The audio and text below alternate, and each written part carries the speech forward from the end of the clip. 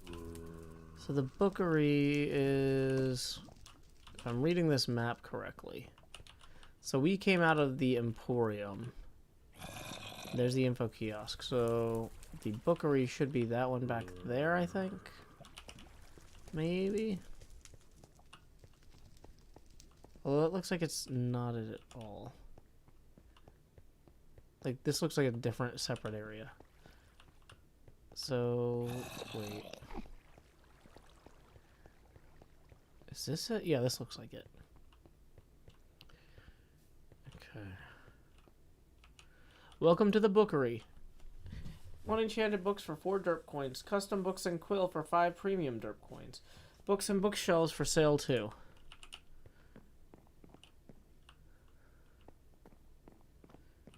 Binding curse, vanishing curse. How do these work?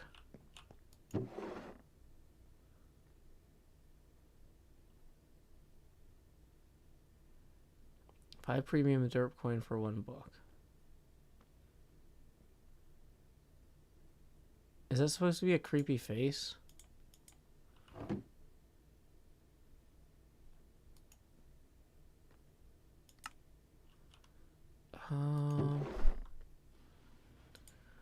Yeah, I don't know.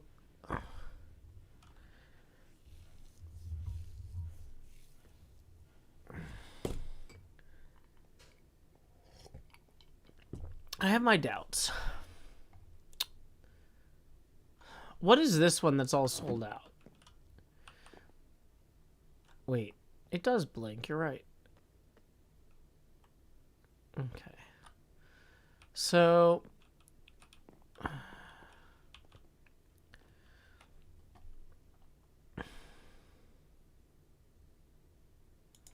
start recording. HermitCraft Season 8, Episode 15, Segment Bravo, Take 1, and action.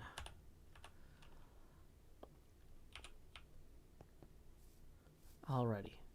So let's come over, let's find somewhere good to stand for this segment. Possibly on top of this thing that Cleo built. Because that would be a good place to do it. Dang it. Did not land that.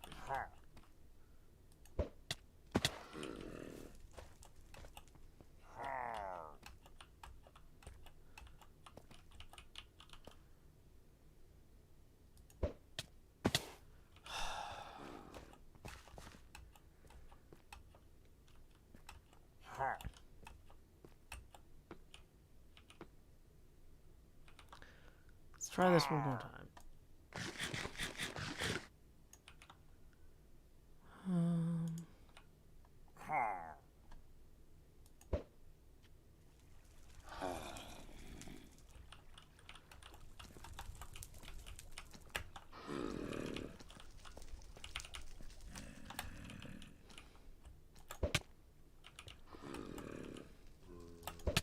Too low. There we are.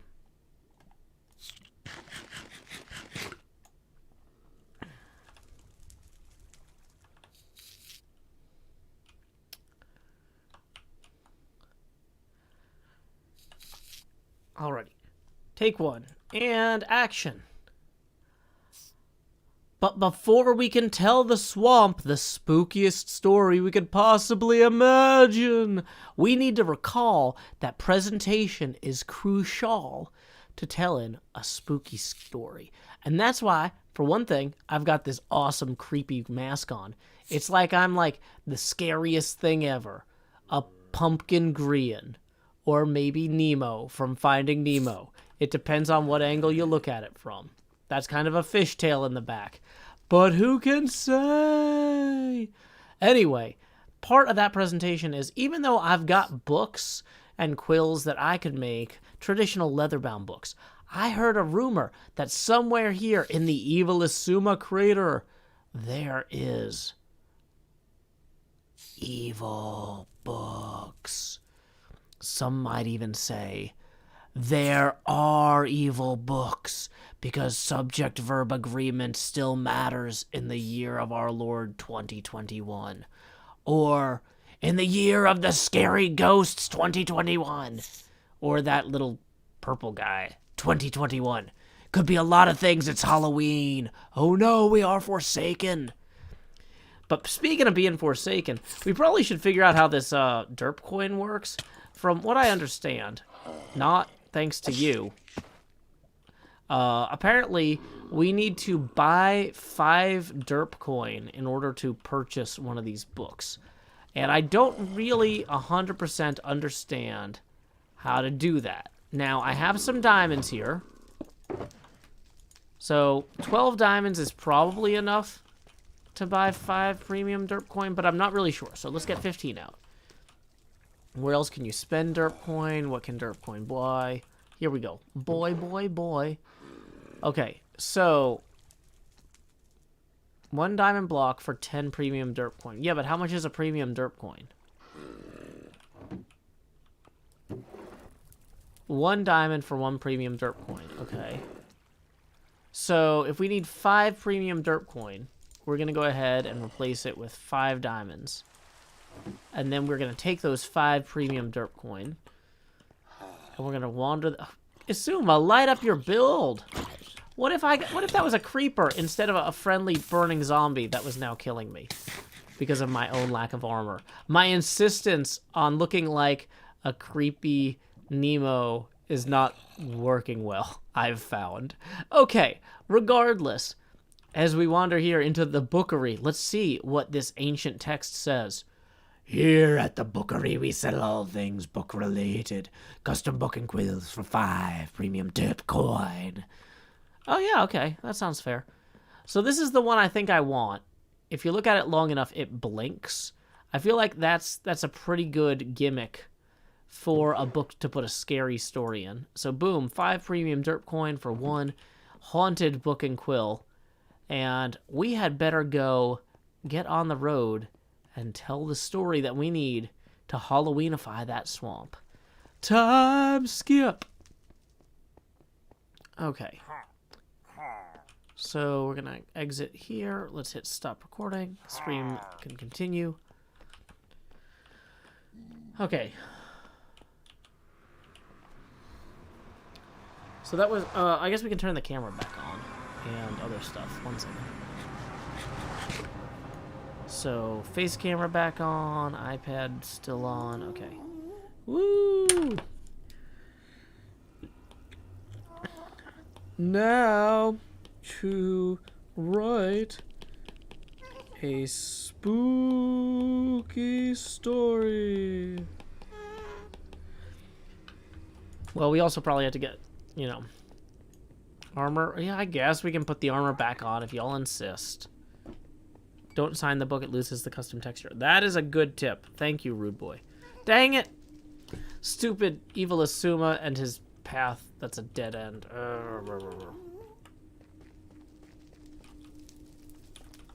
So obnoxious. Okay.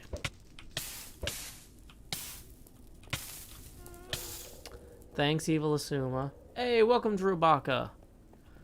I should have yelled boo when I turned the face cam back on. That would have been clever. Where did this fella even spawn? Where you spawn? Where you spawn?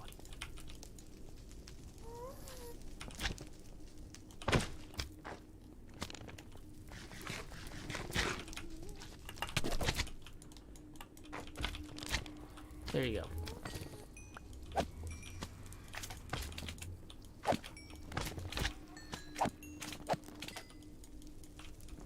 So at least we'll have more magma cubes to make flame-proof potions.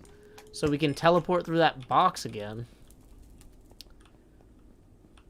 Welcome, Robert Price from Manchester, England, as opposed to Manchester, Tennessee. Gamer Girly says, I could have sworn X said they keep their texture. Okay, well, maybe they do. I don't know.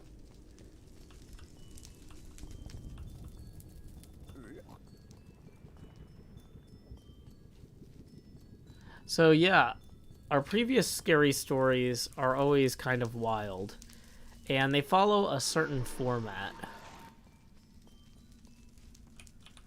And in order to, like, I would traditionally write them entirely blind. But I kind of want this year to do a little better, if I can. Okay, we definitely... That's the other reason we need to be over here, to make sure the cactuses spawn. Or the cacti. So, let's go get the cacti. Have any growing that are showing? 9 more cacti. Ba da da ba do ba do ba do.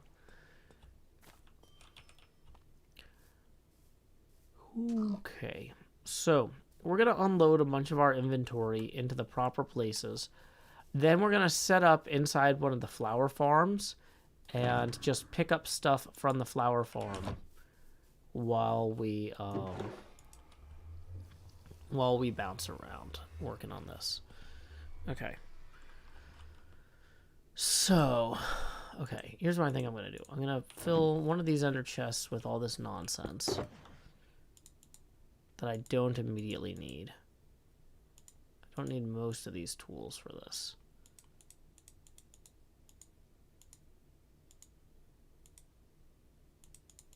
We could actually really go deal with this inventory problem right now. Like this goes in the Drawn and Courtier. You know, I should just give myself a room in the Drawn and Courtier instead of kind of using Propha's room. I could actually put storage in one of them and be like, this is, or really use that house.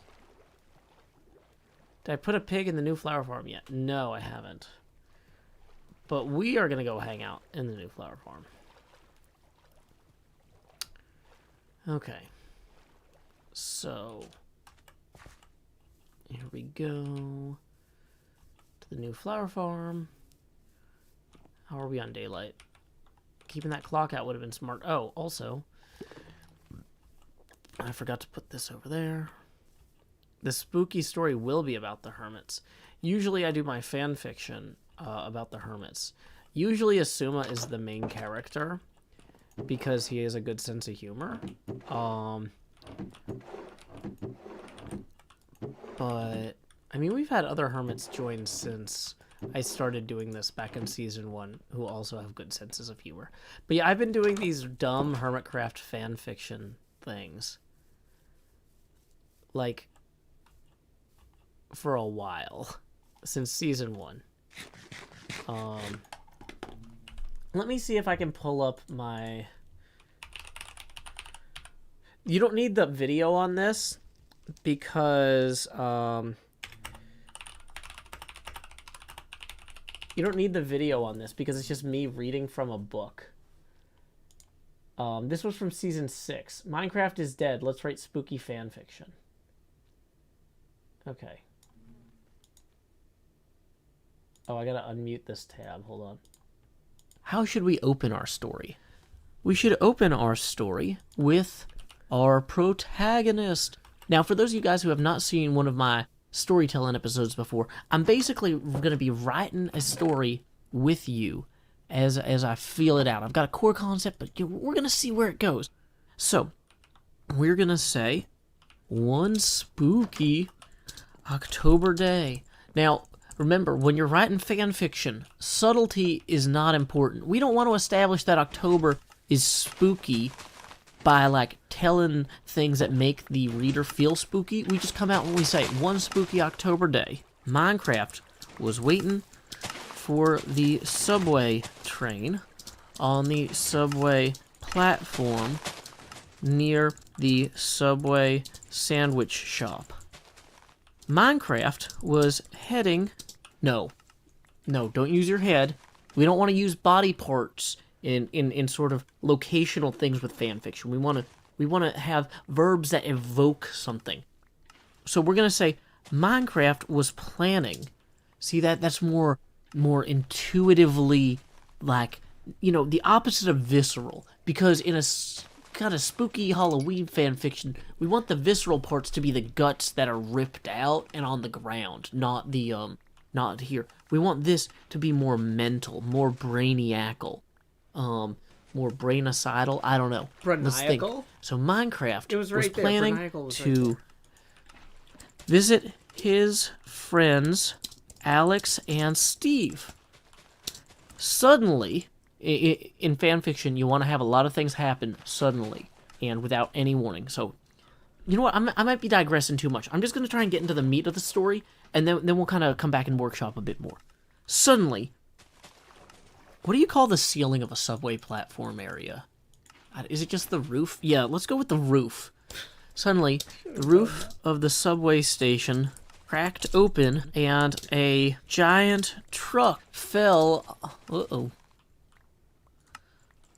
on Minecraft, and Minecraft died and became a ghost. The truck turned back into a robot, and Optimus Prime said, "Oh no." We probably want to use quotation marks here. This is fan fiction, not crayon school. We should probably also capitalize Optimus Prime. Like, so the thing is, sometimes when you're writing a draft, you're just throwing ideas down, but with Minecraft, you can't really write a draft and go back and revise it. So we gotta pay attention to some of these rules as we go. Anyway, the truck turned back into a giant robot, and Optimus Prime exclaimed, yelling. See, anytime that you can double up in fanfiction, that's good. Exclaimed, yelling, that's what we want, okay? Optimus Prime exclaimed, yelling, "Oh no! Minecraft is dead!" Why would I capitalize dead? I'm getting that October spirit too fiercely. Oh no, Minecraft... I forgot the word no. Dang it. Sleep deprived more than Wait, does it automatically move you to a new line in the new version of Minecraft? That's so much better. Minecraft is dead! I'd better go tell Fortnite. So, Optimus Prime and a ghost of Minecraft he couldn't see or hear. New page. Went, let's say, drove/floated to Fortnite's...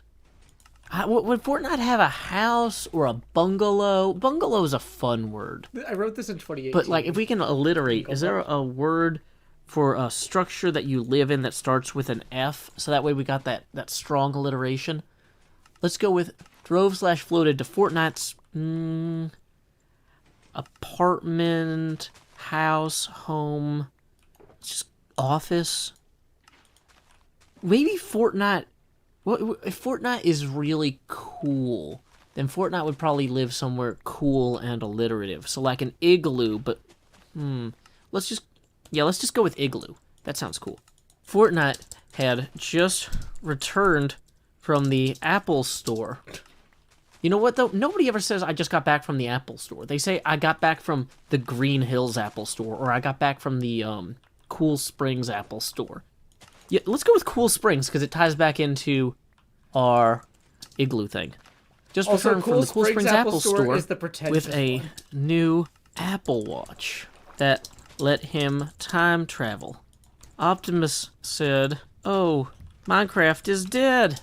We must do something." Fortnite nodded and said, "No." Anytime you can have body language and verbiage different, like if not opposite, that's good fan fiction, okay? Fortnite nodded and said, "No, I must do something." Fortnite used search.twitter.com to learn the precise time and location of Minecraft's truck smushing, and used the... What do you call that thing on the side of the watch? Oh yeah, I was gonna say they have a dumb name for it, and use the digital crown. That is a dumb name.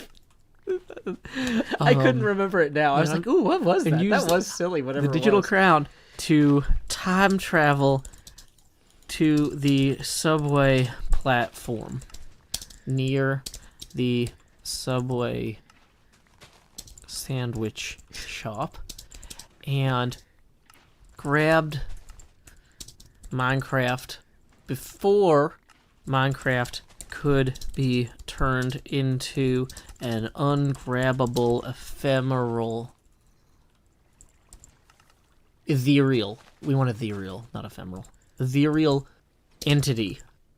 Fortnite then used his solid grip to pull Minecraft out of danger. Exclamation point. Let's do it. That's the way to do it. Sammy, I wrote Okay? this 3 years ago. This is Exclamation the point. last Halloween one I did. Thank you, said Minecraft. Oh, don't need a comma there. I'm so glad that I was not slain by that truck. I should thank you. Dang it, we can't go back to add a quotation mark. Dang it. Okay. We're gonna rewrite that whole sentence. If we have to retype it, I don't remember what it was. I could have been a dead game. Now, 90 million monthly users can enjoy my blocky goodness, including 75 million in China alone. Because this was when Fortnite Minecraft wasn't like, gave available everybody in China a in copy of China Minecraft. and felt Not left everybody, out. but like... I'm not sure if Fortnite is available in China, but this is a dramatization. I don't know if you knew this, guys. So, Minecraft patted Fortnite on the shoulder and said, "Please," dang it, the left button does not work. "Please join my friends Steve and Alex to watch a live stream at a Microsoft store. Back when they existed. It'll be great." So together they walked, I guess they would walk. Yeah. Up the, well, they would have to exit the subway station. Because the trains would stop running. Let's acknowledge that the train service had been suspended. Train service had been suspended at this point. So they Because the truck walked fell through the roof. up the escalators, which were also currently malfunctioning due to electrical complications from Optimus Prime smashing through the roof with his massive robot arms and legs and torso. Next. You always want to go way too far into detail about robots in these things. So, Always. Minecraft and Fortnite borrowed a parasol. No, you can't borrow a parasol. Maybe they could rent scooters or use a bike share. You can't borrow a parasol. Minecraft and Fortnite used a bike sharing app to share their bicycles Here's a with parasol. other people earlier in the day. So they were left to walk to the Microsoft store. A stone gargoyle fell off a building. You know what? Let's just say a different building, because it will mess with people. They'll be like, wait, what was the first building? And then I'll be like, fan fiction. And then I'll do jazz hands. Okay? A stone gargoyle fell off a different building, and Minecraft was crushed again and became a ghost again.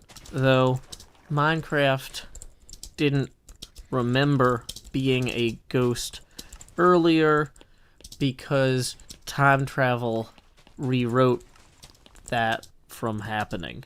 Luckily, Fortnite's Series 10 Apple Watch had plenty of battery to allow Fortnite to travel back in time again and pull Minecraft out of the path of the gargoyle. Jonathan Frakes, Minecraft swore. That was close. Minecraft didn't remember being a ghost a second time either. Dang it. I need to quotation mark things. This is not a good text editor. Just side note for those of you who are working on this game. I'm sure that Mojang employees are actively watching this video right now. Hi. I actually really like you guys. You guys are great, but please improve your text editor. This is a labor of love. Minecraft didn't recall being a ghost the second time either. It was a good thing the Apple Watch was, let's go, Series 10 had such a stellar battery, because similar mishaps and misfortunes occurred repeatedly, polluting the timeline with brief, ghostly incarnations of Minecraft that were spooky, but no one could see or hear. This is a ghost Now, story you guys I wrote might be 3 saying, years Joe, ago. where are you going with this? Why? That Why is are a you going great with question. this? So when you're writing fan fiction, at least, you know, you don't want to have a destination in mind. You want it to be all about the journey. And so there's a few ways we could go. Just looking at the journey, we've taken one step at a time. Fortnite and Minecraft arrived outside the Apple store. No. Next to the, yeah, let's see, this would have to be the Green Hills Apple store, I put a lot of thought into the geography. because it's actually here. like really close to the Microsoft store, where It the is, line or it had was. backed up from the Microsoft store, and Alex and Steve were at the end of the line, so they didn't have to cut to join their friends, because cutting in line is always wrong, no matter what the circumstance is. You can't save spaces in line at the Microsoft store. Suddenly, Minecraft and Alex and Steve all merged into one entity. Fortnite was shocked and cried, "Whoa, whoa, whoa. I thought you were distinct." And Minecraft boomed with 3 voices from 3 mouths. I am like a Hydra, except that you can't behead me and have the heads grow back. I'd turn into a ghost. But like a Hydra, I do have more than one head. It's notable. Let's go for understated there. Did I remember the open-end quotation mark? No, I did not. Oh well. Well, typos are gonna happen, guys. This is Minecraft. What are you gonna do? And everyone in the Microsoft store line heard Minecraft and was like, "Whoa, I thought we were gonna see Minecraft inside the store, not outside the store." But Minecraft was everywhere. Everywhere. Now, you don't want to necessarily write everywhere a third time. It feels right in your heart. You think, everywhere. But no, don't do that. This is serious fan fiction writing tip, guys. Only say the same word twice. You know, if I was like shoes, shoes, that would be fine. But if I said shoes, shoes, shoes, people would be like, no. No shoes. This is so embarrassingly bad. Here's what we're gonna do next. This is the tier Fortnite of embarrassment we're going for. was humbled by the experience and decided to travel back in time briefly to pretend when Minecraft, Steve, and Alex all combined into one entity. See, that's fine, but 3 that's is too much. That was a normal thing for Minecraft and Steve and Alex to do, and acted really cool. You're really cool, said Minecraft. I live in an igloo, said Fortnite. No, replied Fortnite. We're gonna go big here. I kind of want to just say the end. Like, maybe that's just it. The end. Does it fit? Yeah, it fits. Okay. This book is called Minecraft is Dead. Oh, it doesn't fit. We'll just make the whole thing camel case. Minecraft is dead. Done. Sign and close. So if y'all want to watch that video in your plentiful leisure time with the intro and the outro, we're listening to an embarrassingly bad fan fiction that I wrote 3 years ago, with the idea being that for my upcoming episode, I have to write a fan fiction that's even more embarrassingly bad. Right? So that was me from 3 years ago, and like I was legitimately like shedding tears at how embarrassingly bad it was. It was so bad at certain points. Oh. Okay. So the thing is, like, this is a product of its time. The one thing you couldn't see is that the reason it's called the Apple Watch Series X or Series 10, I called it the Series 10, was so that every time that I mentioned that Fortnite had an Apple Watch Series 10, I could either write out the word 10, use the letter X, write the number 10, or do something else stupid. But yeah, so basically that's just a whole video of, yeah, we're trying to do worse than that. Now, let's go back in time. This was 3 years ago. I've been writing these bad, okay, HermitCraft fanfiction. Joe Hills, TSD. I've been writing bad HermitCraft fanfiction since season 1. Howdy, y'all. Oh, this is my old voice. Okay, so let's see what I sounded like in season 1 here. Joe Hills here, recording as I always do in Nashville, Tennessee, and today I'm gargoyling atop... Howdy, y'all. Oh, wait, whoops, hold on. Sorry, we got some tips that I need to acknowledge before we do anything else. First off, Quiet Devious Tips 20, boom! That is going to get us 6 past our next face camera expansion milestone. So here we go. It's time to expand just lowering the Joe opacity now to 80%. Also, we got a tip for 20 once again from the ever generous supporter of the stream, Gritmonger. Thank you, Gritmonger. So here we go. Expand just 70% Joe opacity now. Coming up on the most obnoxious face camera. Size only 14 away from that.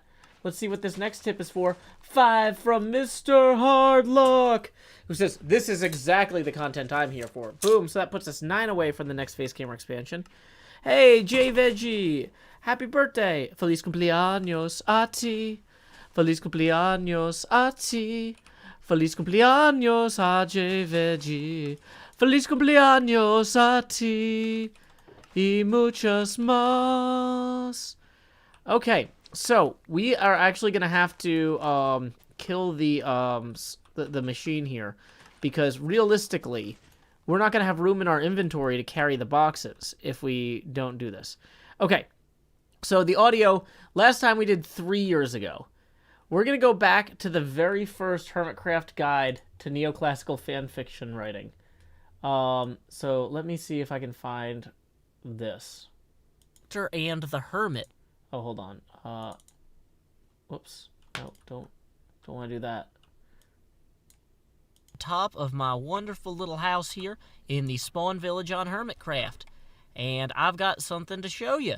It's a little book I wrote, and I think even if I'm not in first person mode, I should be able to just click on it and open it up.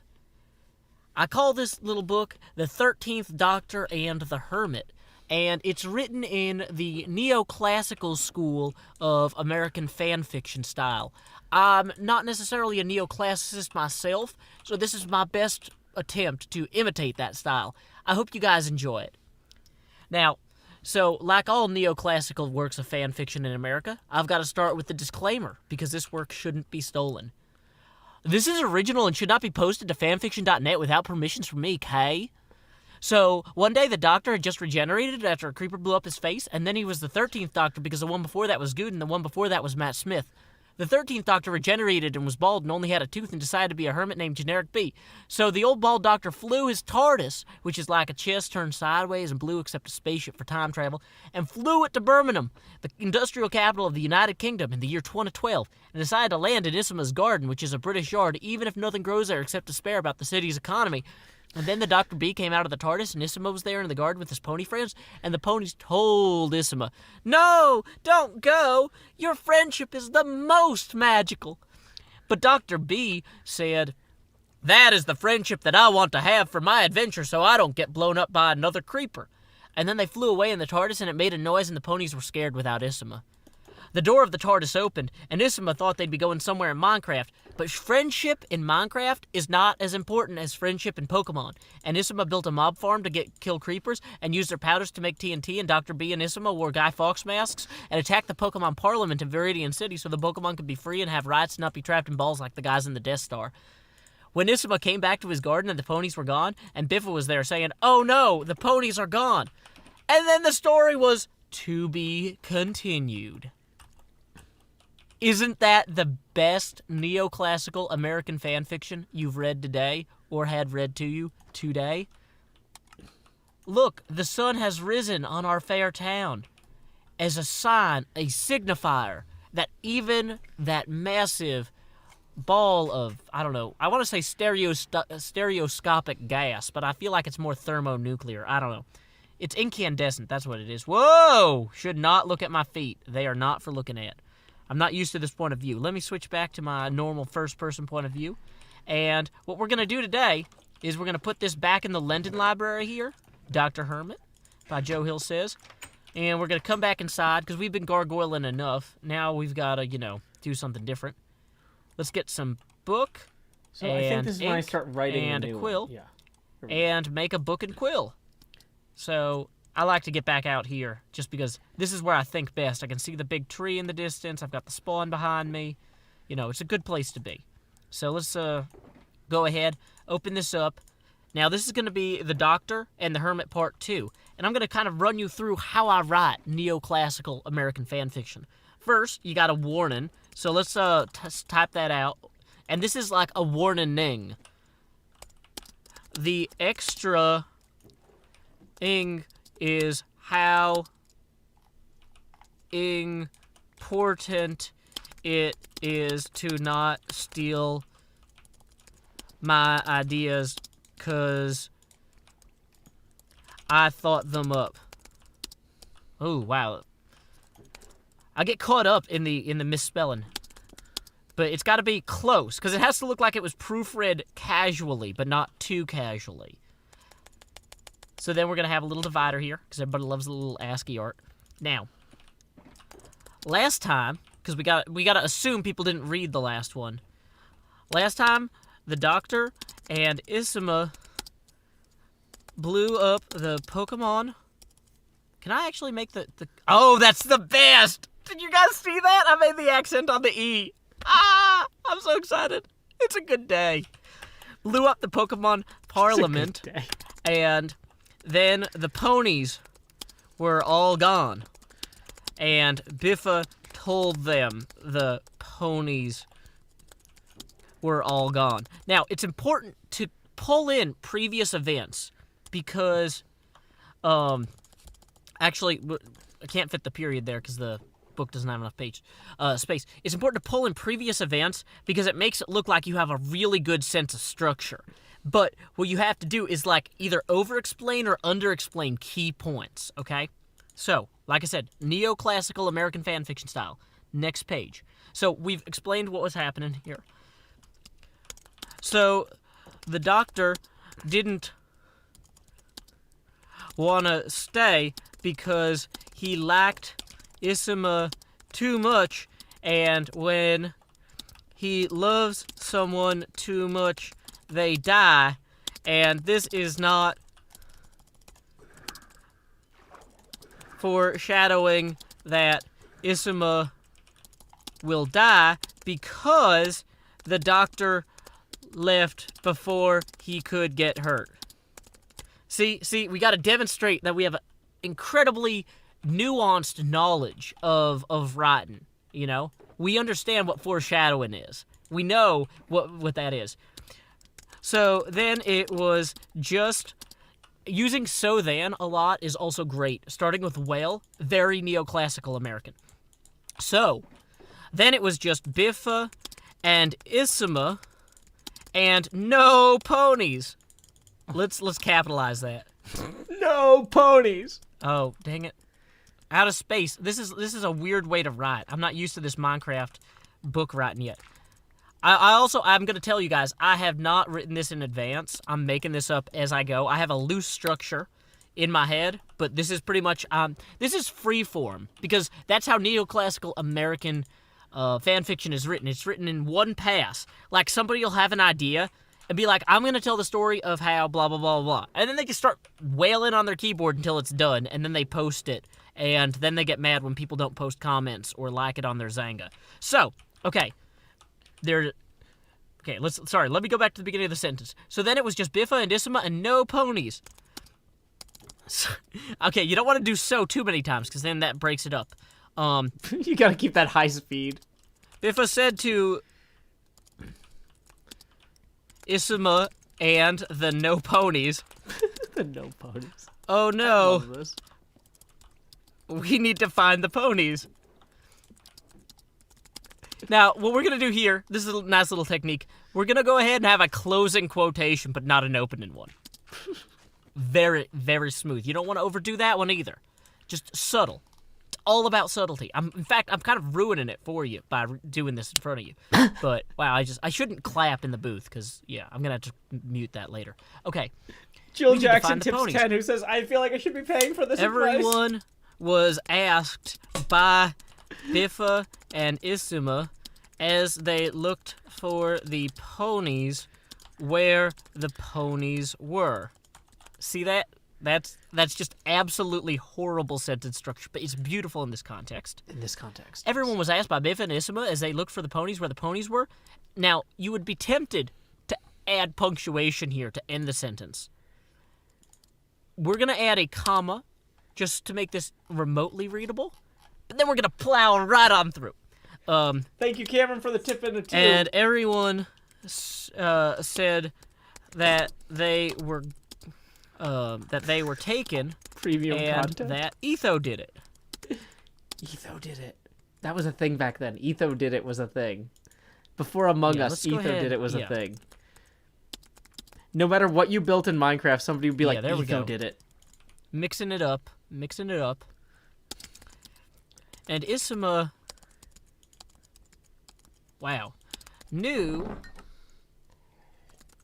that Etho didn't do it because Etho was busy in his lab making mutagen so the turtles could come from New York and not be aliens next time.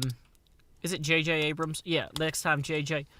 Abrams got bored making Fringe and tried to put turtles in a movie. So now we've got conflict because we have misinformation being thrown about. And so the question then for the reader is obviously not only where are the ponies, but why is whoever took the ponies trying to frame Etho? See? This is a gripping narrative. It's enthralling, and I'm gonna just keep going. So since Isima knew, now we're gonna explain that just in case the readers missed it. So since Isima knew that Etho didn't, oh dang it, stupid new page, didn't take the ponies, he had to ask himself who would want to frame ethos and take the ponies, because someone who just wanted to frame etho wouldn't have bothered to go through the trouble of taking all the ponies, because they have a lot of friendship and are hard to fight with and steal. So, okay, now what we're gonna do, I hadn't planned this at all, but we gotta keep taking it back. We gotta keep looking at what we had, and so we've got two ways we can go here. We can have this be some sort of retaliation for blowing up the Pokemon Parliament, where the Elite Four show up with their Pokeballs and stole the ponies as a means of retribution against Isma. And what we probably want to do in that case is put somebody in the Elite Four who is not normally in the Elite Four, but is like a fan favorite character or whatever. Or we can go through and say, real twist ending, that the ponies are on a secret mission, and they started the rumor, and then Isma has to help on the secret mission, and then it's to be continued. And of the two, inserting somebody who doesn't belong into the Elite Four is kind of funny. I like it, but I think it's kind of, from a dragging this out into as many chapters as possible standpoint, the way that people would normally write fan fiction, I think, would tend to lean more toward the ponies were on a secret mission and Biffa and Isma have to go help. Now, what we want to do then is we want to pull in a additional property from which we could pull. Like, we've already pulled in Pokemon, Ninja Turtles, all that. So we've got Doctor Who already in there. What's something else that people really like? I know they like Supernatural a lot, but I don't know anything about Supernatural. I still don't. So one thing I can do is I can throw in Supernatural, but then throw in the wrong names of the characters, but that doesn't work as well. And so instead, what I think I'm going to do is I'm going to pull this back out to something that I do know and can write about. And so let's just, in this case, say that we're going to go with Stargate Universe, okay? Because why not? So then,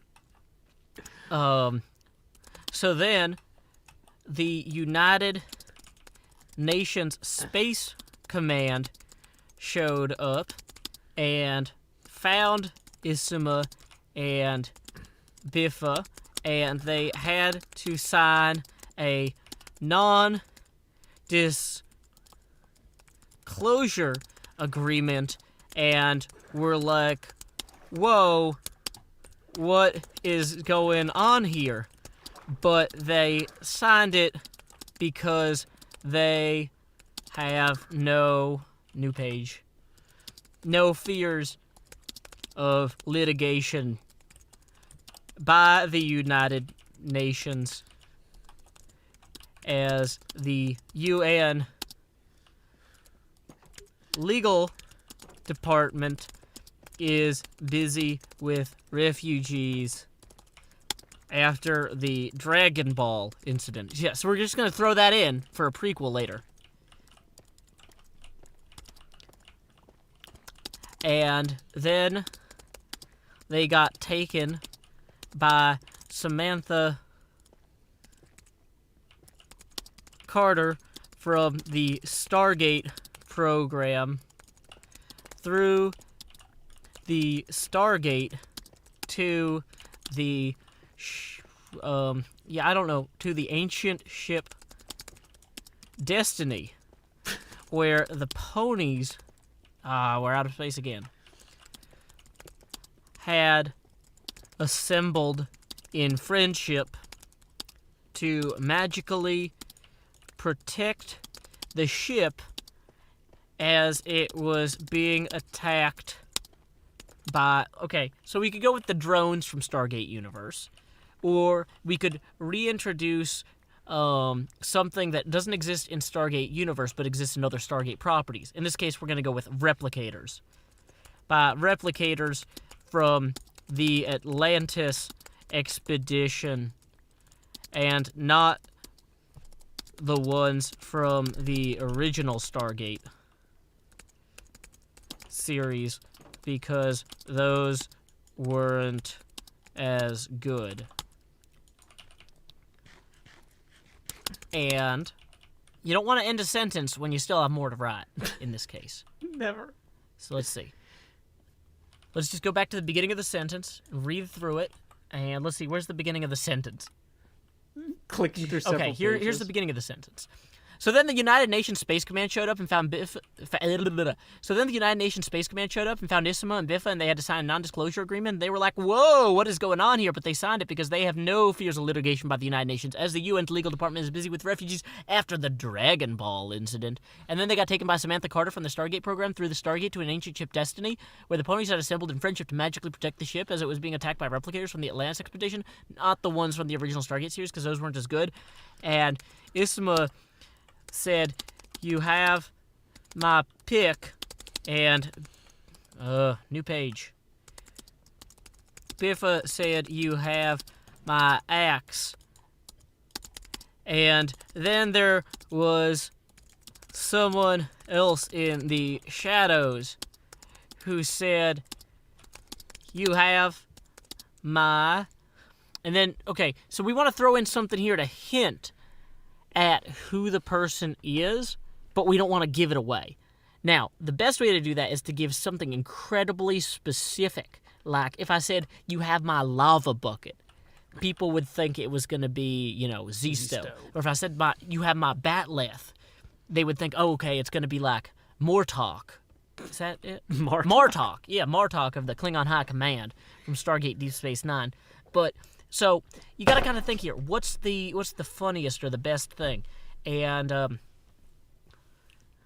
it's almost funny if the last one isn't a weapon. And it's like, and there was someone else in the shadows who said, "You have my tires," and it was Herbie the '53 car from the Love Bug. And now the drones are about to attack. To be continued. Done. Now, whoops. Oh, I gotta sign that. So we're just gonna go ahead and sign this now.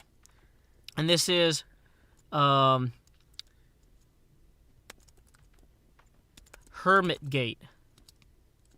Actually, I'm gonna say, I'm gonna label this as 2. CH2, HermitGate. Done. Sign and close. So let's go ahead and give this a quick read. No, we don't need to give it a quick read, but you get the core concept. Yeah, like Stargate, but with hermits. Okay, so that was written in August of 2012. The second Howdy, tutorial y'all. Joe Hills was here, written later recording that as I month. was due in Nashville, Tennessee. And today we're going to continue my fan fiction writing series, in which I teach you the neoclassical American style of fan fiction, which is a big favorite on the internet right now. I'm going to go ahead. I've got my book and I got my quill, and I'm all gargoyled up on the edge of my house. So let's just go ahead and begin. Page 1 of 1. Now, if you remember, Biffa and Isma had just gone to I actually help wrote a the direct ponies sequel? on the Wow. Stargate Universe Oh my gosh, I Craft just dropped the Destiny. iPad. Now, so we're going to want to surprised. quickly recap this and maybe throw out one or two of the things that we already mentioned, just, to demonstrate that we weren't paying that much attention. So, let's just go ahead and just jump in. Anyways, We talk a lot about the Joe-pacity, Biffa but the Joe-dacity and of this Isuma is and just Samantha so terrible. Carter and the ponies were almost ready for the attack of the replicators. See, we got Come a on. quick recap there. And so let's... Like this better. No. No good. Howdy, y'all.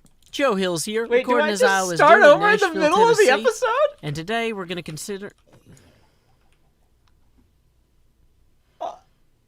There's like 2 minutes at the beginning of this, and I forgot to edit out. I restarted. It looks like in the middle of the footage. Yay! Good job, early Joe Hills. I was only on YouTube for like 14 months, 15 months by this point, and there's just Sorry 3 it minutes took at the beginning so of that. long to get this chapter done, guys. My cat got busy at school, and I had to babysit the kittens more than usual to help her keep her grades up at the cat academy. No, better, academy. That is better! Done. Okay, awesome. I was like, how am I going to improve on Cat Academy? So, Biffa and Isima and the ponies and Samantha Carter were new page. Thank you, Minecraft, for not giving us a lot of space. We're all nervous about the replicator attack, but then Isima said, "Wait." Let's say an extra exclamation point. What I like to call an exclamation point right there. Wait! I'm a space marine biologist. Just look at my skin. He's an axolotl now. I called I'm from Doom, like Paul Atreides. Also and timely. I have fought the Hellspawn that attacked the settlement on, I don't know, Mars. Yeah, it was Mars. I can help us here. And then the friendship of the ponies and Biffa was so great that with the help of Isima's BFG, which is a big friendly gun, they magically shattered the replicators into bits. Also, I should mention that these are not Star Trek replicators, but Stargate ones, new page, ones that attack. I don't know if I closed the quote for Biffa there. Oh, hey, I was able to actually edit that appropriately. Cool.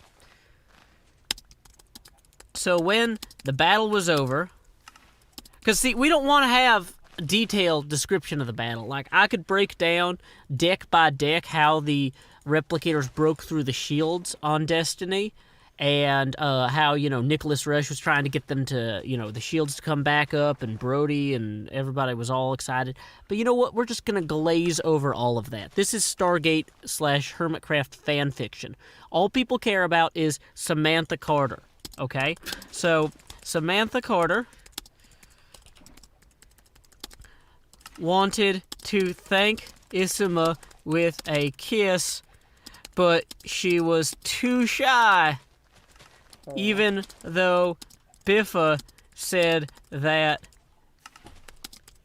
Isima didn't think he was better than her, even though he was wrong to think that.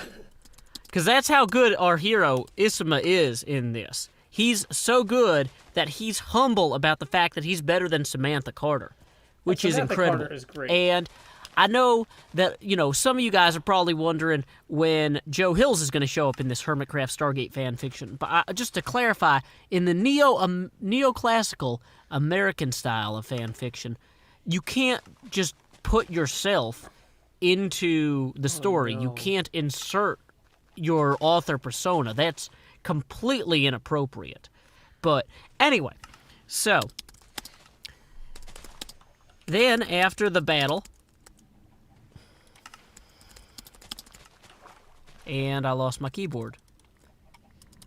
I'm having more trouble with this keyboard. You know, and it's one of those things, a lot of you guys say, no, you have to use a real keyboard for gaming. The problem is, I'm in a booth that's only like 18, 24, no, maybe 20 inches wide. So I can't have a full keyboard and have the mouse be next to the keyboard. I have to have my little baby wireless keyboard, because otherwise there's no room for the mouse. Anyway, so, after the battle had ended, because the battle has ended more than once here, but we're still in that frame of reference, we want to probably now pull in something else. Where do we want to move the story with from here? Now, there's the whole problem of the Stargate to Destiny is a one-way Stargate in the Stargate canon, for those of you who don't care.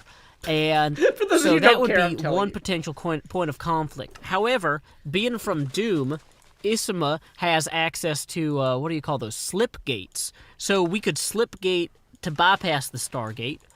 Alternately, we've introduced the character of the 13th Doctor earlier, who could show up in his TARDIS and rescue everybody. But, I don't know. Let's see. What would be the big point of contention here? So after the battle had ended, everyone realized, oh no,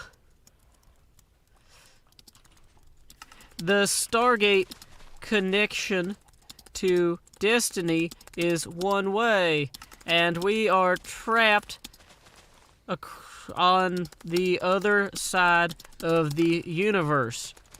Literally billions of light years from Earth. Even though Samantha Carter was happy to be trapped with Isuma, she knew that she should impress him by finding a way back to Earth. Because it's important, you know, to have that tension there of, oh no, so I want to be here, but I want to get home. So we're kind of borrowing a little bit from the Stargate character of Nicholas Rush, but that's all right, because he wants to be there, but he also wants to get home. We're just going to blend that right into Samantha Carter, even though it makes zero sense. Let's see. By finding a way back to Earth. When she had nearly... Keyboard. Dang it, keyboard. I changed your batteries.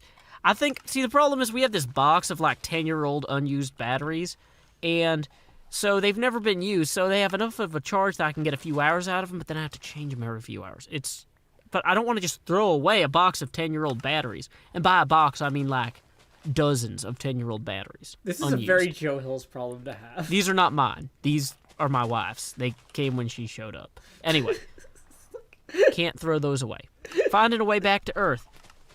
Just when she had nearly done it by adjusting the crystals in the Stargate control display, even though it was dangerous. Okay, this is... Come on. Keyboard, are you going to really do this to me? Even though it was dangerous, the production value of my thing about writing fan fiction is endangered by low quality. How sad is that? And out-of-date concepts, like 10-year-old batteries. Isma pointed out that by killing all the monsters, the door to the slip gate was open. That's just a new page. Slip gate was open, and they could all go home that way. And they did! Oh, come on! Come on! Okay, Duracell Corporation, when you make batteries that are 10 years old, don't make them fail. How hard is that? I don't feel like that's an unreasonable expectation. They could all go home that way. And they did. See, when you write fan fiction, you do not want to have a satisfying ending. Because, see, right now, readers are still like, okay, well, I'm not satisfied. I didn't get to see the battle. This love interest triangle thing is pretty much unresolved. It's not even a triangle. It's kind of like a ray that's, like, heading toward Isama and then bouncing off it. Isama isn't an it. It's bouncing off his armor. Also, I want to point out, I did not get permission from Isama to write this story at all, or Samantha Carter. You cannot write fan fiction if you have permission. That's just a licensed work at that point. And we're not... No, I have no license for this. So, don't get mad at Isama if you think the fan fiction isn't good, because it's not his fault. Although, I'm sure you're thrilled with it. This is actually excellent fan fiction. And they did. Let's see, why else is this unsatisfying? Well, everything ended up okay, also, like, without really any work. You'll notice that just Isma powered through on sheer force of will. And, yeah, having any conflict just be overcome immediately by your main character. Perfect neoclassical American style. Thank you, Cameron, for And the they 20. did. And then, when they were all at home, they celebrated with Etho. You're killing me, Smalls. Double A. I don't know. There's some sort of joke about I might as well just give up on life. Okay. Thank you very much, Pauline. And then when they were all at 11. home, they celebrated with pizza before the batteries could die on my keyboard. That Etho had baked for the new Ninja Turtles he was making. The end. There we go. Done. Oh, I should have signed that. And this is CH3. Let's see. We've already had... Okay, so we're gonna skip ahead to the next one. The first time I ever wrote a ghost story in HermitCraft was in October of 2012. Joe Hills here. Record.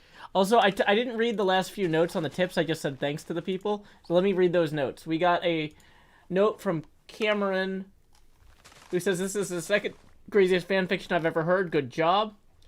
Then we got a tip from a different Cameron, who says it's comforting to know you have the same reaction to your old writing that I have to my old writing, really. And then Pauline says, hey, I want to thank you because you make our days more beautiful. Sorry, I'm French. No need to apologize for appreciating beauty. I mean, I'm right here, so obviously I make it easy. So thank you very much to both Camerons and Pauline for those tips that rolled in. I tried to shout out everybody as they came in. You might not have heard me like barking it out real quick, like, thank you, Gritmonger, thank you so-and-so, thank you so-and-so. But either way, we are 9 away from the next Face Gamer expansion. Tips are welcome via paypal.me/JoeHills. Okay, so we're going to listen to this last one, this ghost story that I wrote back in 2012. And I've got some ideas I've been jotting down. And I think tomorrow we're going to actually try and write this story. But tonight we'll talk about some of the ideas I had and some of the observations I had about that. Sound good? Here we go. HermitCraft ghost story writing. Recording as I always do in Nashville, Tennessee. And today, we're going to do something different on the HermitCraft server.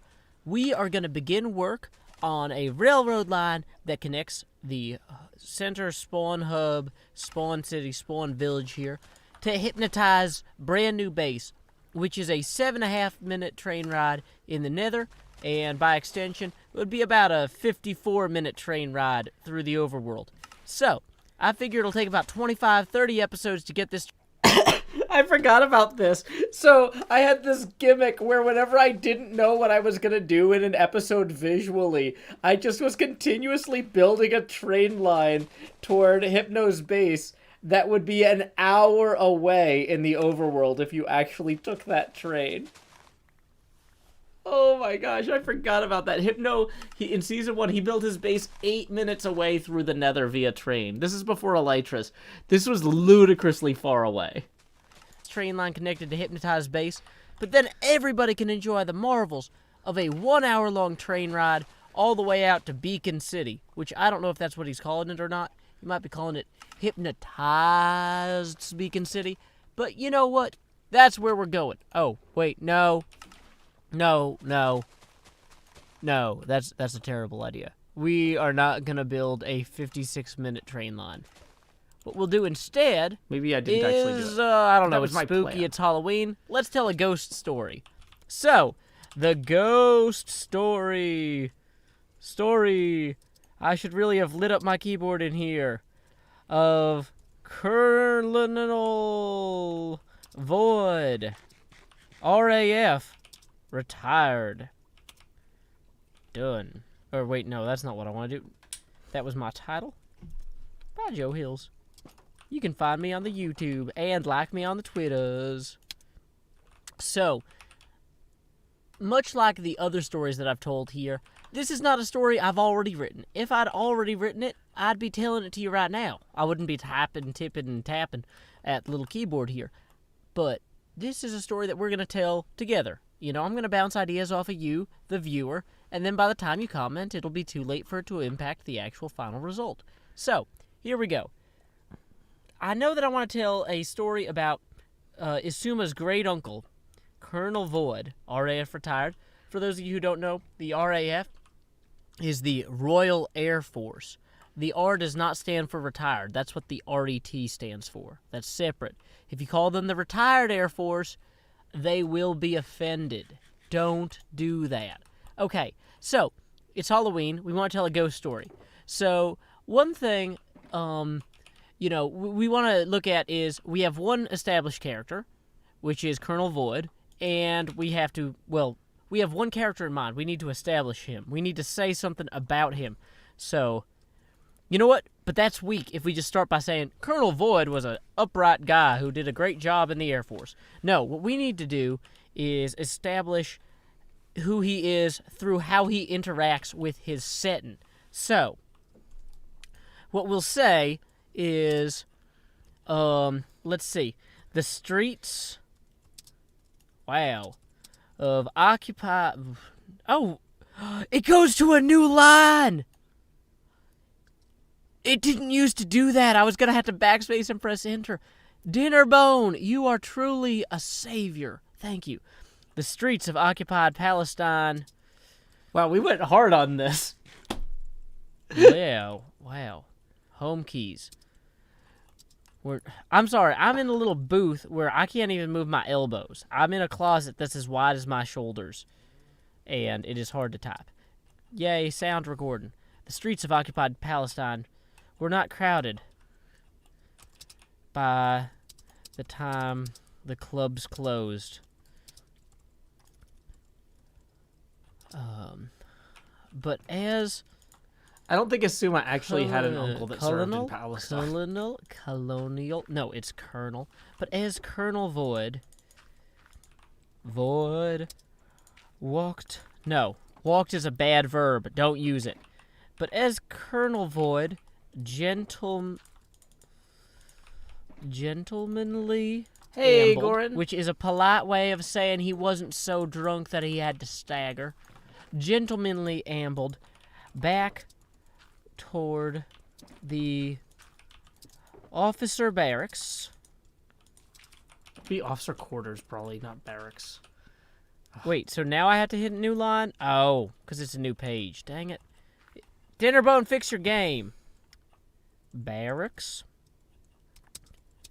Goran, We we're heard listening to a old fan fiction I wrote. Group of This is a ghost children story from 9 years ago. whispering. Because here's the thing. Children laughing in horror is no longer scary. Kids laughing, it's like, ha ha ha ha. That's not frightening anymore. Mm-hmm. The kids should be doing something else. So, now it's raining because the children were whispering.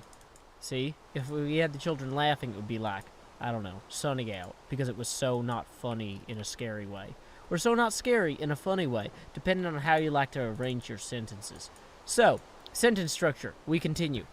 So, he heard a group of children whispering in a language that he thought might be Czech. I'm not sure if Czech is an actual language, but you know what? We don't know how much Lieutenant Colonel, or no, Colonel, I bumped him up. We don't know how much Colonel Void, retired RAF, knows about, Eastern European languages. So, fine. He might think that even if Czech doesn't exist. If Czech doesn't exist, don't leave a comment saying that it doesn't exist and Joe is dumb. Say, like, oh, that says something about the character. Yeah, that's right. This is how writing happens, guys. We are just throwing stuff down on the page. When he turned, he saw... See, you could say, when he turned, there was no one there.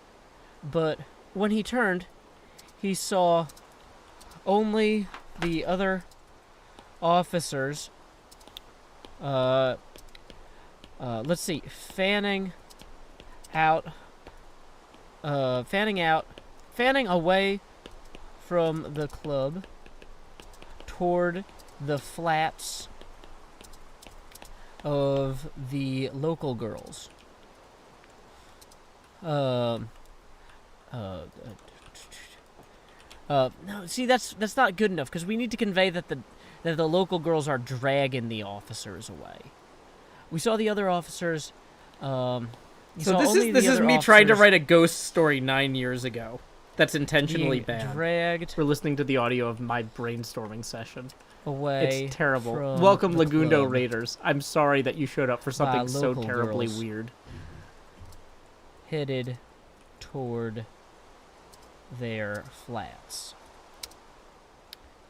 Void, being a gentleman with a...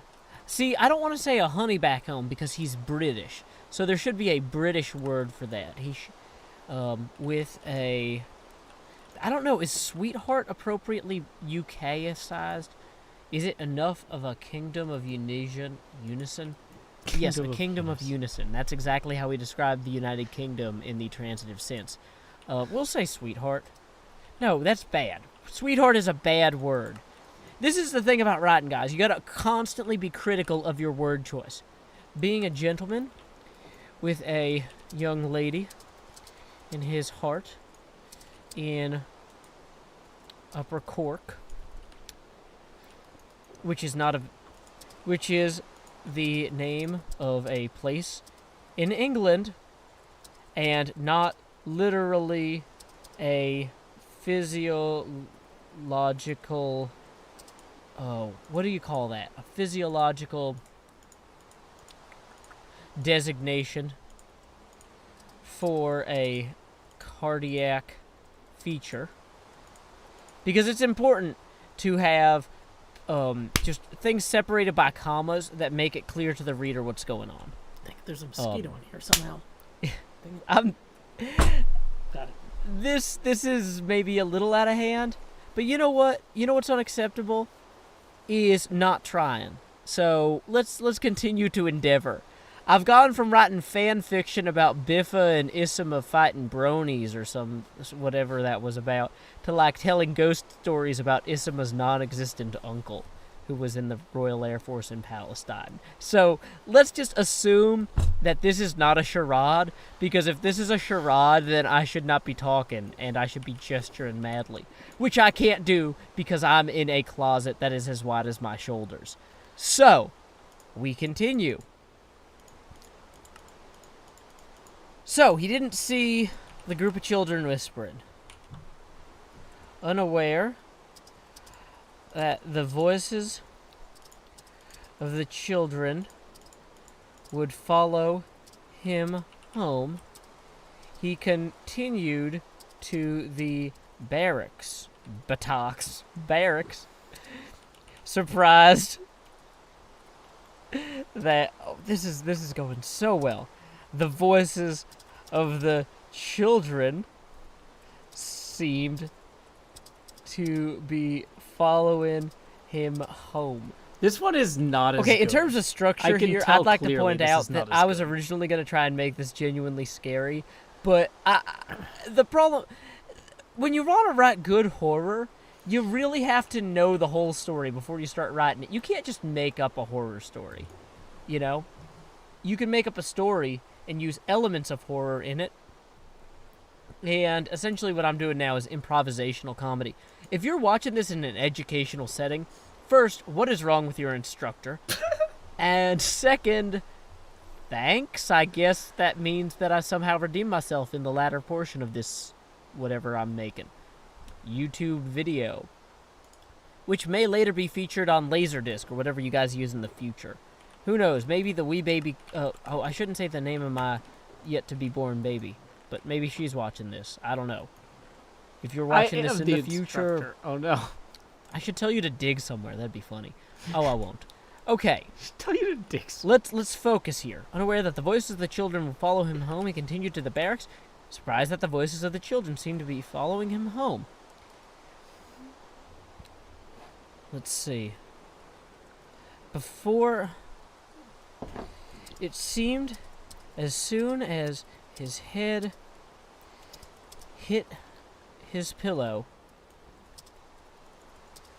that he was being roused from bed for a surprise. I use the word surprise. You know what? No. There are no surprise missions in Palestine. At least there weren't. Sometimes when you start on a project, the best thing that you can do is to say, yeah, some of that was maybe okay. But sometimes it's not salvageable. Like, this is not even a ghost story yet. And I'm already having trouble because I said it someplace that the Royal Air Force never needs to fly. Because they've already beaten Hitler. Like, I guess he could be roused in the morning for a emergency patrol. Still groggy, but never admitting a hangover. Okay, also, if he's a colonel, he shouldn't be flying at this point. Yeah, I really screwed this whole I have story literally up. painted myself into a corner here. A hangover. I also spelled that funny. So there's some merit to this. This is a purely educational exercise. If someone ever asks you, is this art? And they point at whatever I made here, you can go, no. This is a very bizarre combination of a fella talking without enough intent toward actualization of creative energies into a product to consist of art. This is a failure of art. Art might have tried to be something, but there's no trying here. And as Yoda pointed out, when you don't try, you're gonna, I don't know, fall into a bog and need to be pulled out by a guy using magic force powers. I'm looking at you, X-Wing. Seriously? You are a plane that can't land without being destroyed by a swamp, or at least swallowed by one. Worthless planesmanship. I don't know who taught you to plane, but you're terrible.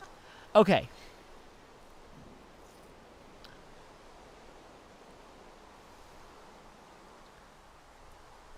We are just going to delete a lot of this. It seemed as soon as his head hit his pillow that he was awoken. Thank you, Nyla, for tipping 10. By... Let's just throw some ghosts in here. We have nothing to lose. This is already just not good. You guys can click the dislike button on this video. It's okay. Don't complain about it in the comments if other people dislike this. This is an example of how creative people sometimes fail. And I'm trying to do my best to explain to you why. Thank you, Hard Luck. And I hope that has some value.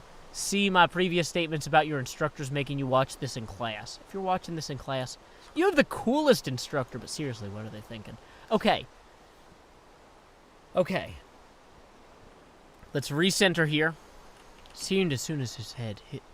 Let's change it up, okay? Sometimes what helps is to just switch your focus. You want to come at this from a different angle. An angle that's less rainy. Wow, how convenient. Okay. It seemed as soon as his head hit his pillow that he was awoken by a... See, we got rid of the there, and we replaced it with an A. He was awoken by a tugging at his pajama, or it might be pajama in the British dialect of English. See that what we did? We came at that Gordian style. Boom, Alexander, slice. Now we have something going on here. We got a tugging at his pajama bottom. Ankle. Wow, didn't mean to new line. Need a better typing situation. I'm great at playing games in this little tiny booth. A tugging at his pajama bottom's ankle. Trained as a military man. No, that's dumb. Stop it. Erase that.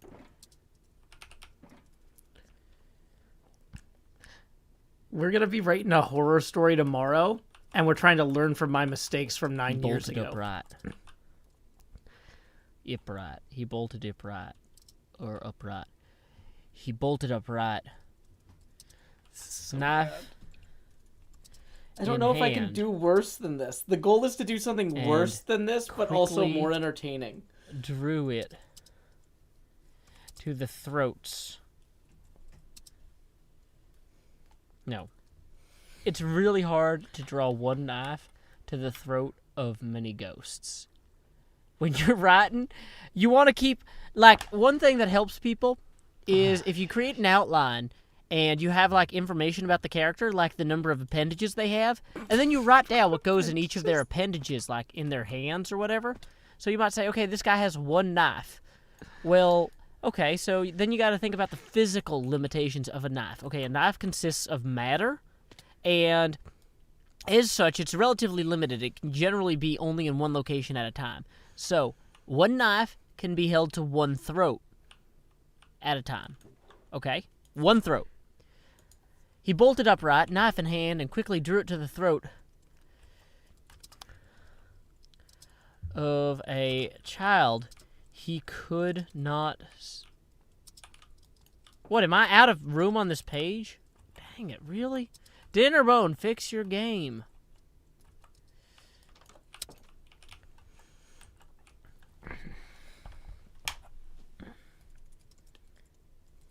Sense and danger, but blind to the threat. Oh yeah, we're out of cooking stuff. He didn't look about the room. He didn't glance about the room.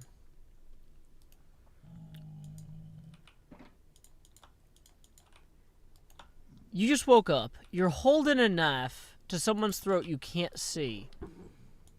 You don't know they're there. This is going to freak you out. And because you can't prove that someone's there, but you feel it. Why is there a pig man there? This game is insane. Fix your game, Mark. Let's all start blaming Mark IRL for this stuff, because Dinnerbone gets too much nonsense.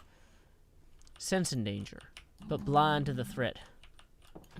He glanced about the room. No, terrible. No, unacceptable. Sense and danger, but blind to the threat.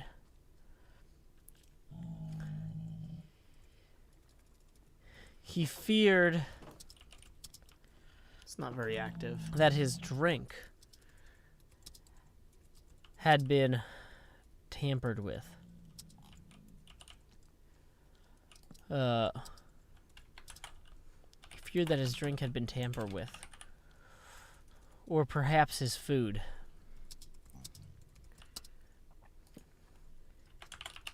He sheathed his knife and stumbled over an unseen child as he groped for the light. Which would have probably been an oil Casting lamp the in this. door open, he fell into the hallway.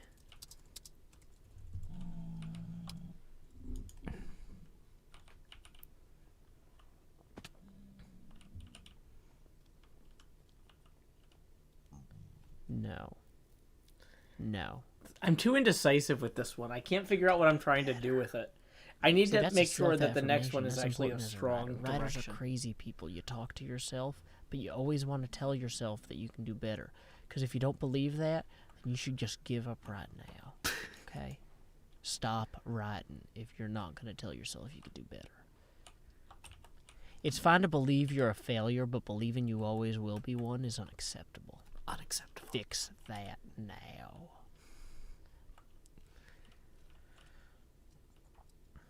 — 6,700 people watched this He knocked episode. over his unlit lamp, but managed Did I bring this pull- back around? I genuinely don't know if I brought this managed to back push- around. I haven't thought about this in years. New page. Open his door. Collapsing into the hallway.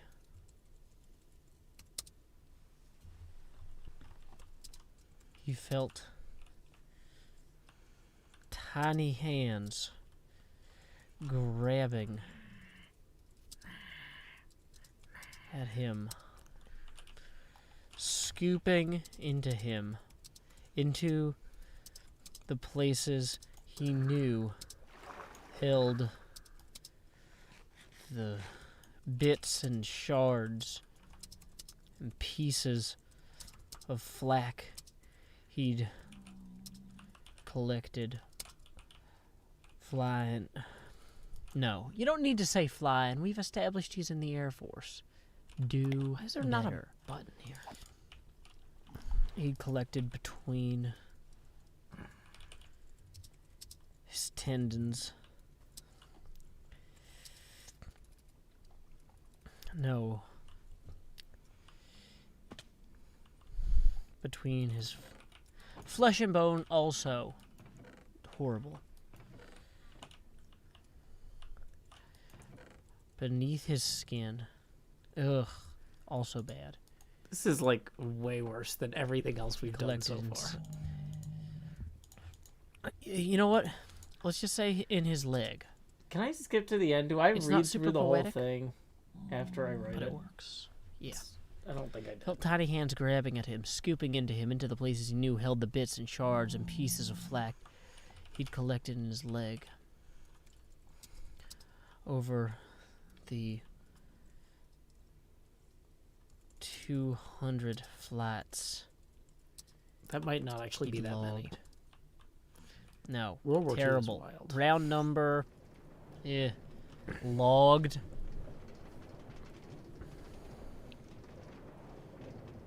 He'd collected in his leg in his days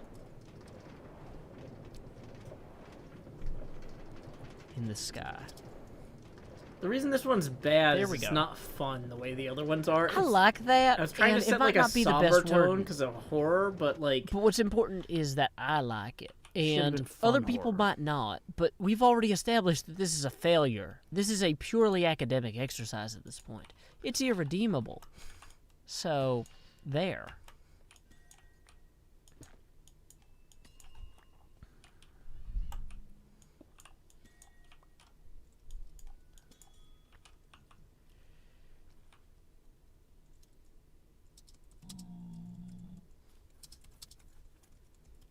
Hot and sharp and pain and agony you never want to put together. Hot and sharp and pain and fear. That's okay. Hot and sharp and pain and distraction.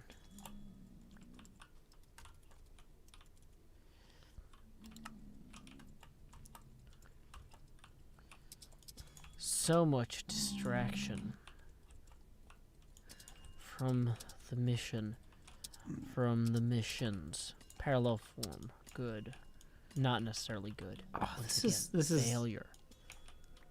I really should have edited this way better. This is frustrating to listen to on that way. I kind of want to skip to one of the fun ones now.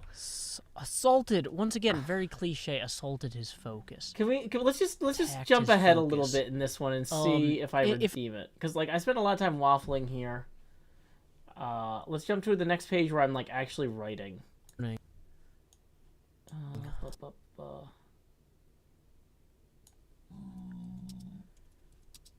His self, lapped against... This is why in real life you also edit after you type. Then it never haunted him as well. Anything, and the... Wow, yeah, no, that never gets better. No, I just skimmed it. The ghosts steal his shrapnel, and he feels even more empty. Yeah. Yeah, that was... Howdy, y'all. That one's Joe not Hill's here. redeemable. I tried to fix it later by writing a different cliche ghost story because I felt so bad about that one. Let's see how On that my one goes. new, super incredible, super awesome HermitCraft ghost story. It was a dark and stormy night, and generic B was driving his VW53 Beetle home from the cemetery,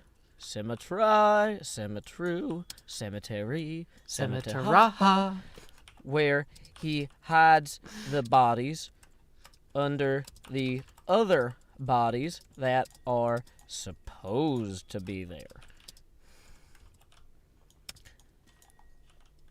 An old farming truck with those wooden sides pulled up behind him and started new page, tailgating him closer than a hero to his half-shell, turtle power, started tailgating him. Generic B was already starting to be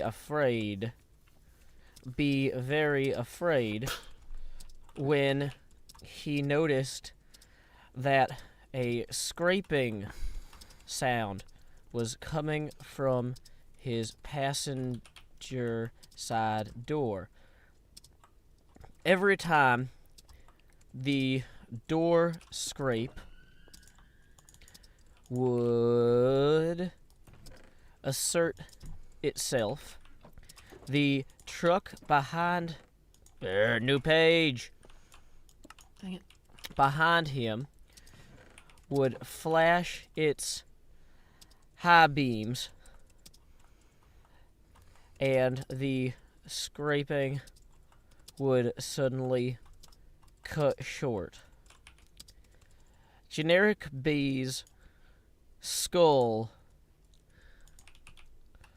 was super full of fright at this point.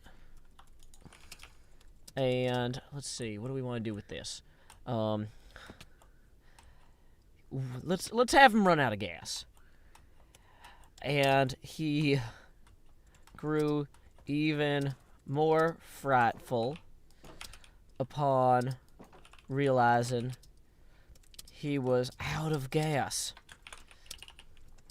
He coasted to the side of the road, right in front of the... Oh, new page.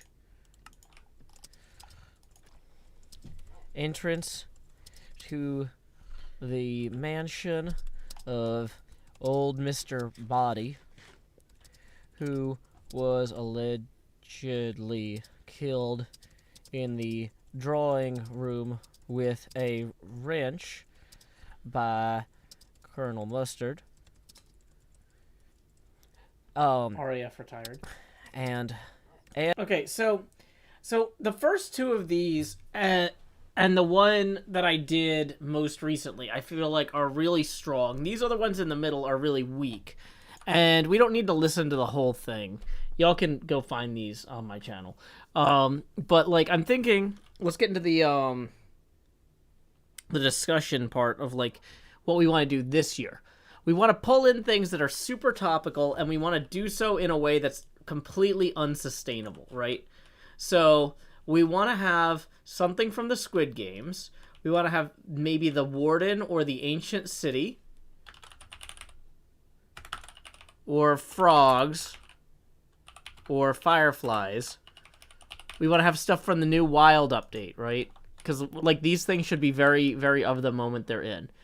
From Among Us, we have Suspicion, Traitor, or what do they call the Betrayer? The there's a different word than Betrayer. The Opportunist, the Murderers. What do we call them? Imposter. Yes, Imposter. So we have imposters, we have getting thrown into space. Other stuff that's really topical and big this year was Willy's Wonderland and Squid Games. So we might want to pull in a character from the Squid Games, like the girl who was in the tug of war in the Marbles episode, maybe. Maybe we want to pull in like hyper specific stuff about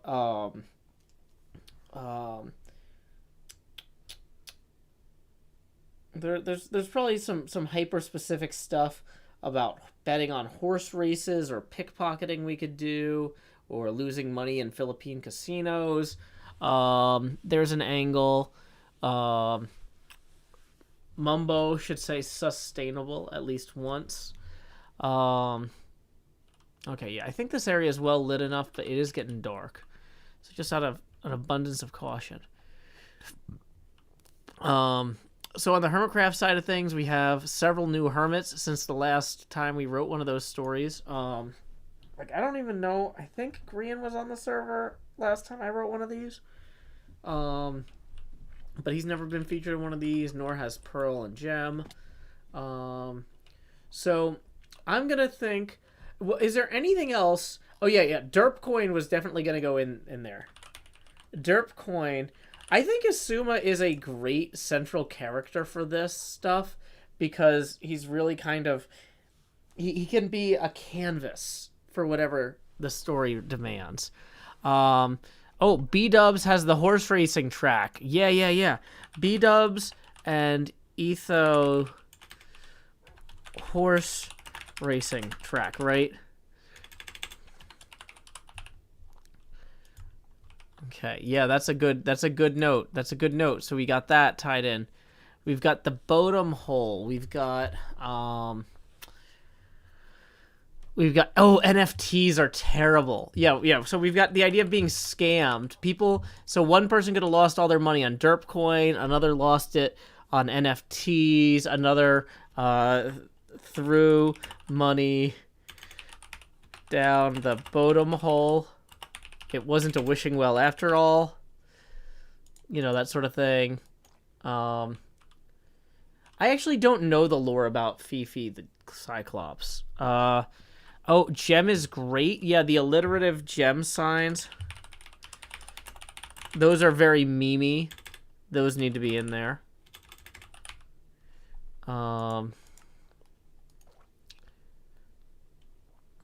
Fifi the Destroyer. Hydrate.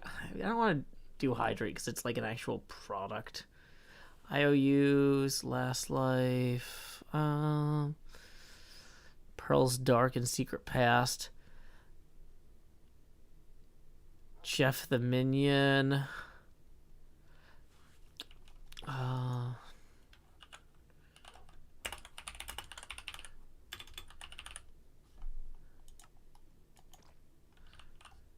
No Wings Club. The Horsehead Farms horses coming alive would be amazing.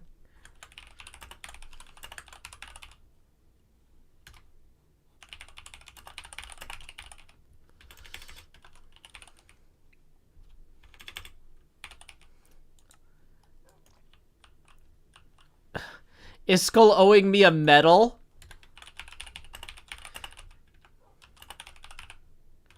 That's a good one.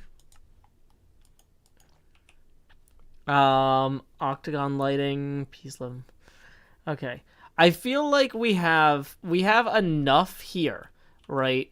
That if we just start, like, anytime I start to slow down, I just grab something out of here. There's no lore around Fifi the Destroyer. It's just a big monster in a cave. Okay.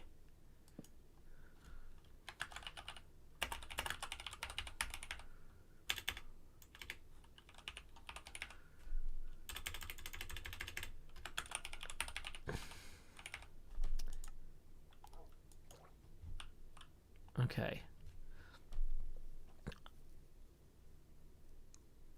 I feel like we have enough here. I'm gonna chew on this and probably add and remove things and whatnot. Bum bum bum bum bum bum bum bum bum bum. The Pennsylvania polka. Hey, for also I don't know. I know I acknowledged the tips from the last two folks, but I didn't actually read their notes. So thank you again to Nyla for the 10 that's already on the abacus, and Hard Luck for the 5. Nyla asked, what did happen to the ponies? I think they were just stuck on Destiny forever. I don't know. Maybe they came back through the slipgate. Who knows? Mr. Hard Luck says, please facilitate an hour-long minecart ride to someone's base. Oh my gosh. Yeah, I don't think I'm going to do that. I feel like I did actually start building it at one point. I kept joking I was going to do it, but I think one episode I actually did start doing it. Scar's hat. Yeah. Oh, yeah. Good time the hat. That's a good point. Okay.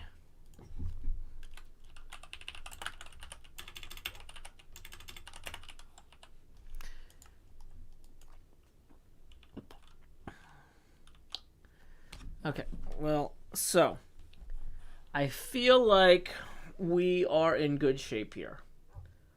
Hey, welcome, Vincho Ken. I feel like we have enough good, solid stuff to really write a funny story that's going to hopefully still be embarrassingly bad, but might actually pay off. Okay, so now we are going to go ahead and I think I'm 15 minutes. I've run over it a little bit.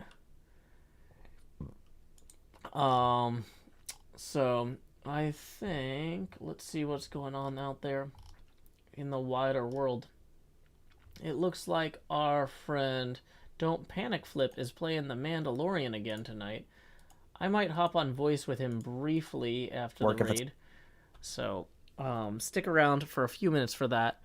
But, anyway, until next time, y'all, this is Joe Hills from Nashville, Tennessee. Oh yeah, when you get there, say, howdy, y'all. Joe Hills raid here. And just to make sure that you have time to do that, trying to think about what to say, I'm actually going to play the outro song. I'm trying to be better at playing the outro song. I feel like it's enough of a stick-around thing, the fact that I'm probably going to go hop on. He's got an open voice channel I can just jump into when I'm done here. So, where is that outro song? Oh, here it is.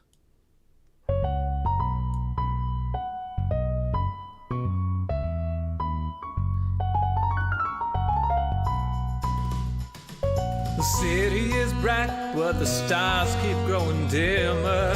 The dishwasher runs, then you find forks from dinner. Killing lights, charging phones, setting alarms to make their tones. Winding down, closing blinds, the rest for tomorrow when there's time. Lay your head down and dream. Lay your head down and dream. Lay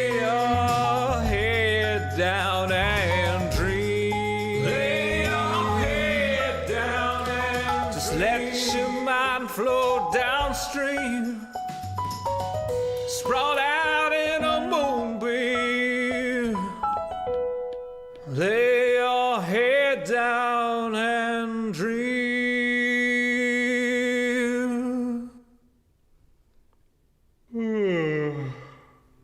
Joe Hills has left the